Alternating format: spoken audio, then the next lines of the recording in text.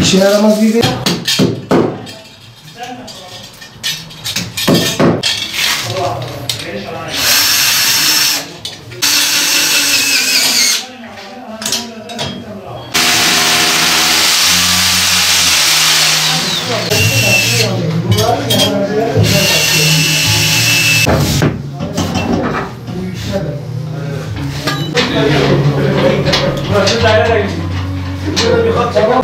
bütün o fabriğe kalk.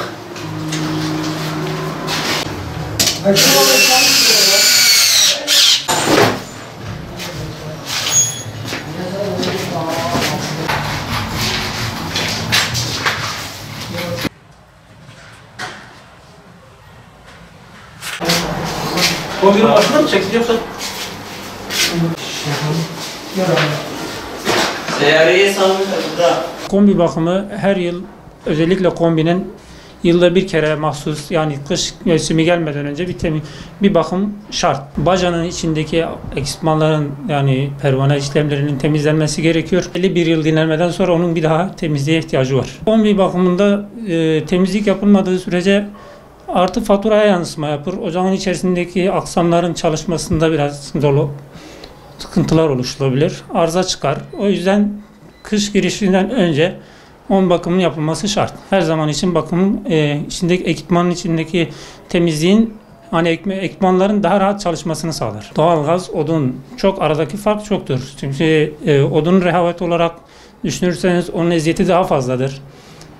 Tozu, dumanıdır, taşımasıdır ama şu an itibariyle doğalgaz sistemine geçmemizle daha sağlıklı, daha temiz ve bütün odaların aynı eşitlikte ısınması, yani bunun, yani genel olarak düşündüğümüzde hastalığa bile farklı bir bakış açısı oluyor. Çünkü bir odadan diğer odaya geçtiğiniz zaman soğuk atmosferi farklıdır ama genel değerin içerisindeki atmosfer bir olduğu için insanın sağlığı için de çok önemlidir. Petek bakımı da yani 2 yılda bir veya 3 yılda bir temizliği şart. Da kış girmeden önceki içindeki suyun temizlenmesi, içindeki o pıhtılaşmanın suyun sirkülasyon sistemine daha faydası olur. Bu da makinenin daha rahat çalışmasını sağlar. Kendi uzmanlık alanında olan insanlara yaptırılması lazım. Yani teknik servis ve bu işle ilgilenenlerle yapılması daha sağlıklıdır. Yapılmadığı takdirde yani kışın ortasında arızalar oluşur, ısınmama sıkıntıları oluşur. Yani böyle problemler çıkar. O da kışın olmaması için kış girişinden önce, yani devreye almadan önce yapılması daha rahat kışı geçirmesini sağlar. Vatandaşlara kış gelmeden önce kombisini, bakımını, özellikle dışarıda, balkonlardaki olan kombilerin özellikle kuşların üstlerinde yuva yapması, kapaklarının uçuk olması, yani oradan gelen pisliklerin, yani kuş yuvaları yaptığı zaman haliyle o bacanın üzerindeki atıklar makinenin üzerinde bayağı bir etki yapıyor. O da makineye sıkıntı yapıyor. Yani temizlik yapılması şart.